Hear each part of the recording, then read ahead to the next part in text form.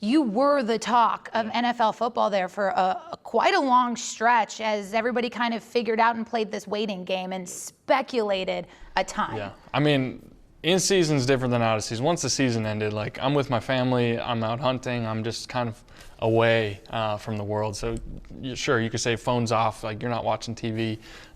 You know, my family has been a big part of, you know, keeping me sane, keeping me focused, and reminding me what's truly important. And having a little girl all last season just gave me a completely new perspective.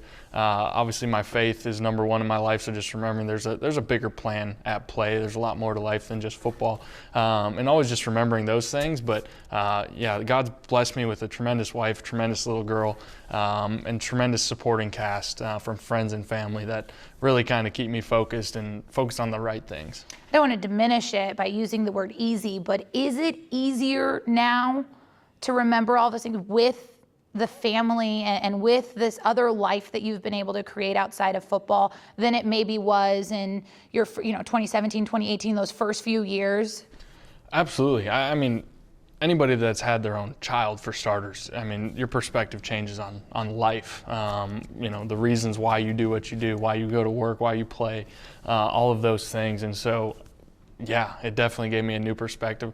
Easy's maybe not the right word, but just a new mindset, going to work every day when maybe it's not fun, maybe it is physically painful or mentally exhausting, all of those things which are part of the NFL, which is part of the lifestyle that I've chosen. But it gives me a different perspective and it reminds me of why I'm doing what I'm doing. And at the end of the day, I'm going home and I'm seeing my beautiful wife, I'm seeing my beautiful little girl, and all that stuff, the good, bad, the ugly, goes away and I'm focused on my family, and it definitely helps. What do you think was maybe the most challenging part for you over the last year? Yeah, it's a great question. I would say definitely COVID for everybody changed a lot of things. I think it was really hard with COVID when we had a lot of new rookies and a lot of new faces in Philadelphia because we had so many rules and we couldn't even just sit in the cafeteria and just get to know each other. So football last year was a lot less personal. And some of those personal connections and relationships were really missing. And I think that's something that I missed and a lot of guys did miss. We were fortunate enough to still be able to play and compete and do all of those things, but some of that side of the game was definitely missing. And then compound that with the year I had, how everything went south in a hurry, just made it definitely tough. But like we talked about, I mean, just keep my mindset on the right things and just doing the best I could with where I was, and definitely gave me a different perspective to kind of navigate that. So how are you using that all going forward now then? I really feel like I have a new passion for the game now that I've seen. I mean, I've been the high, I've been injured, I've been now benched, I've been traded. I've kind of seen a lot in 5 years, and so, you know, whatever the game throws at me, I'm ready, and it's kind of given me a new level of excitement for football. Obviously, I'm excited to be with my former offensive coordinator, Coach Frank Reich. Loved that man to death, and just met a lot of new faces in Indy, and a lot of people that I'm really fired up to play with and play for, and the organization seems awesome. So it's really kind of reinvigorated my passion for the game, and at this point in my life, my career, I'm just kind of surrendering to God that, hey, I'm going to give everything I can for as long as I can, and let the cards fall where they may. You've always been that guy, though. You've always said, God first, and you've always led with your faith. Is it just kind of deepened through all of this, you think? Like you didn't even know? Yeah, 100%. 100%. I think, I always talk about my faith and just ultimately surrendering my career, surrendering everything to God. And it's easy to say, don't get me wrong, it's easy to say it. But then, of course, once you say it, then comes an injury. And then comes all these different circumstances to truly say, do I believe what I say I believe? And am I going to put it into practice? And it definitely has. It's taken my faith deeper, just getting married, having a daughter, those things, but then going through the injuries, going from the highs of the NFL to the lows now, and seeing kind of all of that has really just allowed me to say, all right, God, like this career it's not mine. I'm a servant of you, and I'm going to do everything I can and be obedient to where you have me, and let the chips, like I said, let them fall where they may.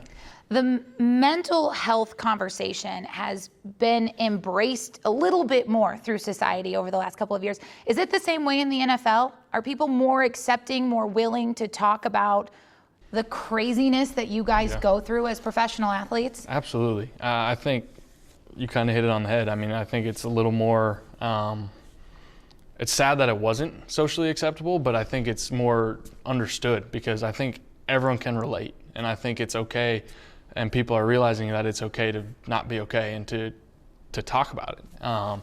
And, everyone's got somebody in their life, whether it's a counselor or a teammate, a friend, a brother, a wife, a pastor, whatever that is. And if they don't have that, I hope that they can find that. And I've been fortunate enough to have some amazing people in my life when things are going south or I'm struggling or this, that, to be able to just have an honest conversation to kind of refocus and, reframe my mindset.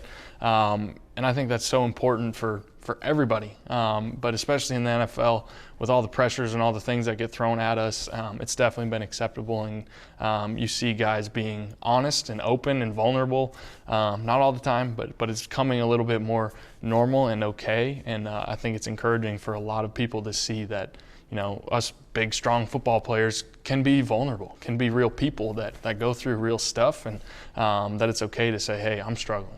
And they're going to remember that when you guys maybe have a bad day and their fantasy football team doesn't do so well that day. You are people. You're heading to Indy. Every NFL team has their glorified heroes, the greats of their programs. You're walking into a program that, Andrew Luck obviously had success and had a bright future ahead of him before some injuries.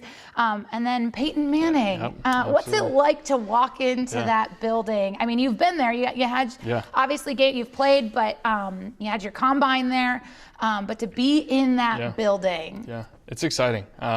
We've been in the actual Lucas Oil Stadium now 2 different times now in the last couple months, and I'm excited. I'm excited for it, and just being in the organization, being at the facility, it's definitely a special place. It's really got a family vibe and a family element, and like you said, I mean, knowing, obviously Phillip Rivers, who had an incredible career last year, and then some of the guys that were there, Andrew Luck and Peyton Manning. Everyone knows the famed career he's got, and he's a legend there, and forever will be an all-time great. And so just to know that there's some guys that have come before me and done incredible jobs and are really legends in that city is exciting. Obviously there's tall shoes to fill and those things, but I'm going to take it one day at a time and be myself and have fun with it, and we'll see what happens at the end of the year every year. Does it feel good to be back in the Midwest, though, you think? Is it just a little bit more homey? Nothing against the East Coast. It's a very different vibe, though. It does. It definitely, Indy is definitely got that Midwest vibe to it. My wife's from Lexington, which is 3 hours down the road, so it's a little more homey for her too. We've seen her family every other weekend, which has been great. But yeah, it just definitely feels more like us, more like our family. Now that we have a little girl and another one on the way, it feels like us, and it's exciting to be there, not just for football, but for our family as well. Do you feel ready so much more now for this fresh adventure than you were thinking about being, coming right out of college, going into Philadelphia, number 2 draft pick overall? Do you feel like clearer at all, ready for this? I'd this say, is the time? I'd say definitely. I'd say they both have a level of excitement, but there's a lot of unknown and uncertainty coming out of college to getting thrown into a city like Philadelphia and the NFL and just the lifestyle, all of those things. And now being in the NFL for 5 years, I'm now one of the older guys, and I'm a veteran, and I've seen it. I know what to expect. I know kind of what's going to be thrown my way. So it's something that I can really just focus on playing ball and not all of the other stuff. Now I got a wife and a daughter and, those things to worry about. But all the extra stuff, I know what to expect now, so I can just really pour my time and energy into my career and into my family. And the value of that veteran status just has to be. It's been, it's different to walk in and know, hey, I'm the old guy in the quarterback room now and those sorts of things. But just knowing, I mean, understanding the game from the X's and O's, and just even coming in to learn a new offense. It's not learning the NFL and all the defenses, but it's, you know, I know what to expect from defenses. I know kind of what I'm used to as an offense. I can talk ball a little bit differently, and yeah, I think that veteran status makes a big difference as you kind of go through these transitions.